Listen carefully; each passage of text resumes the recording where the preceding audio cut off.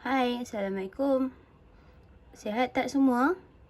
Hari ini kita akan belajar mengenai karangan, iaitu perenggan pendahuluan dan kesimpulan serta teknik menjawab ringkasan. Okey, jom kita start. Okey, kita tengok pertama, perenggan pendahuluan. Terdapat beberapa kaedah untuk menulis perenggan pendahuluan yang menarik lah. Yang pertama, awak kena pastikan pendahuluan awak mempunyai pautan dengan tajuk yang dipilih. Okey, ni contoh Contoh, awak nak cerita pasal aku seekor singa. Okey, maksudnya dari dekat pendahuluan awak kena cerita pasal singa. Takkanlah tiba-tiba awak nak cerita pasal tupai pula kan? Betul? So kena berpaut dengan tajuk yang awak pilih. Okey, yang kedua, pendahuluan karangan harus mengandungi ayat rangsangan dan juga ayat arah. Okey, yang ketiga, teknik yang boleh diaplikasikan untuk menulis pendahuluan ada 3 TIK. Awak tengok TIK, iaitu tema, isu semasa dan kehendak soalan. Okey, ada beberapa jenis pendahuluan yang kita boleh guna. Tengok contoh yang pertama, jenis persoalan. Pendahuluan jenis definisi. Maksudnya awak bagi definisi untuk membaca. Contoh kalau karangan tu pasal membaca. Okey, yang ketiga, jenis sejarah. Okey, kalau soalan tu minta penubuhan tanah Melayu. Jadi pendahuluan tu awak ceritalah macam mana tanah Melayu ditubuhkan, tahun bila, siapa yang menubuhkan, semua tu. Okey, ni nombor 4, jenis pandangan tokoh. Okey, contoh kalau awak nak buat karangan mengenai Perdana Menteri kita yang kedua. Jadi awak kena bagi pandangan dia dalam pendahuluan tu. Okey, nombor 5, jenis situasi. Yang ini macam contoh awak buat cerita lah. Situasi berada di kem kepimpinan ke apa ke. Yang keenam, jenis wawancara. Ini macam kalau awak buat temu bual lah. Yang ketujuh, jenis analogi. Yang ke-8, jenis peribahasa. Yang ke-9, jenis puisi. Dan yang ke-10, jenis gabungan. Gabungan ni maksudnya kalau ada dua lah. Dua dari jenis yang sama kat atas ni. Okey, ni kalau pendahuluan. Okey, kita tengok penutup pula. Penutup. Perenggan penutup penting untuk rumusan keseluruhan perbincangan atau tajuk yang anda tulis. Ini macam awak nak bagi tahu kesimpulan untuk semua karangan awak tu lah. Yang kedua, perenggan penutup berperanan untuk memberitahu bahawa karangan awak tu dah sampai ke penghujung dia. Lepas perenggan penutup ni tak ada perenggan lain dah.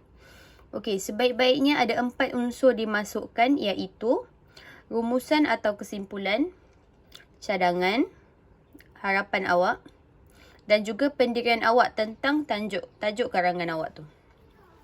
Okey. Untuk penutup, awak perlu sertakan cadangan atau pandangan bagi isi yang awak dah bincangkan dekat perenggan isi sebelum tu lah. Okey, yang ni penting jangan ulang fakta-fakta yang terdapat. Jangan ulang. Maksudnya kalau awak dah tulis isi fakta dekat perenggan kedua, ketiga, keempat, awak jangan tulis lagi dekat penutup tu. Kalau tidak, nanti awak tak dapat markah untuk penutup ni. Yang ketiga, perenggan ini mestilah menggambarkan pendirian anda. Lepas tu awak perlu lahirkan pernyataan yang bernas.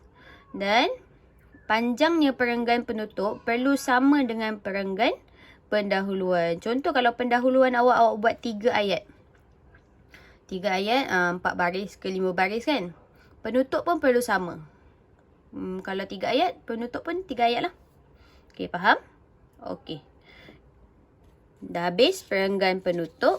Yang ni kita akan belajar tips untuk menjawab soalan ringkasan atau rumusan. Tengok yang pertama.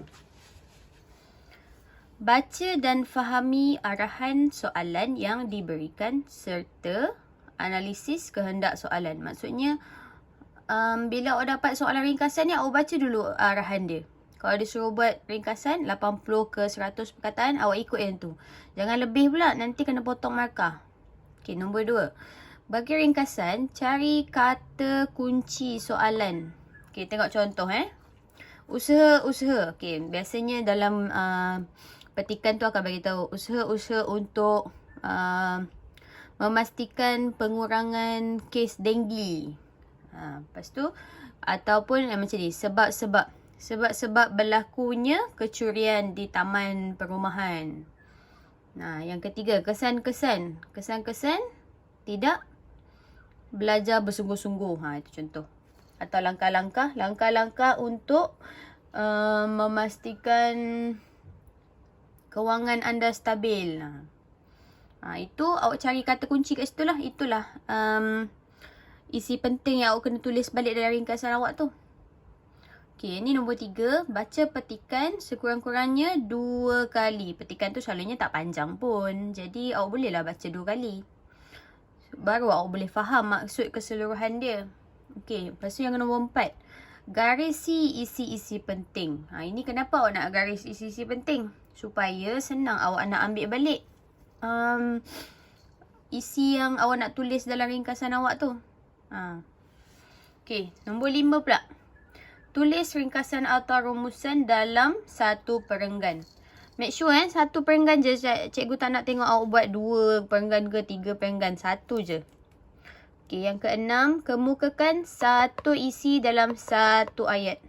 Contoh macam tadi, usaha untuk usaha untuk mengawal kes denggi kan. Usaha pertama, pastikan tiada air bertakung. Tu satu isi. Satu ayat je. Ayat kedua pula awak ambil isi kedua. Okey? Okey, ni nombor 7. Gunakan penanda wacana yang tepat untuk menunjukkan kesinambungan antara isi. Okey, kalau awak nak buat contoh tadi macam usaha-usaha tu, awak kena guna yang inilah. Yang bila dah masuk usaha kedua kan. Selain itu, kita juga perlu bla bla bla. Okey, usaha yang ketiga, di samping itu, ataupun tambahan pula kita perlu bla bla bla. Kalau usaha, contoh kalau ringkasan tu pasal usaha, awak tak boleh guna penanda wacana walau bagaimanapun. Itu macam bertentangan. Boleh, faham? Ataupun awak nak guna pertama, kedua, ketiga dan terakhir. Yang tu boleh. Guna yang tepat Okey. Yang terakhir, guna kata-kata sendiri. Jangan salin balik isi-isi penting. Itu bulat-bulat daripada petikan. Kalau awak buat macam ni, kalau awak salin balik apa yang ada dalam petikan tu, awak kena potong markah tau. Kena penalti, demerit. Macam itulah. Sebab yang ini awak kena olah balik guna ayat awak sendiri. Guna kreativiti awak tanpa menukar maksud ayat tu. Boleh? Senang je rumusan ringkasan ni. Okey. Faham Okey, kalau tak faham boleh tanya. Buat latihan dalam Google Form kejap lagi. Tu je lah. Tak faham boleh tanya. Okey, bye. Good luck.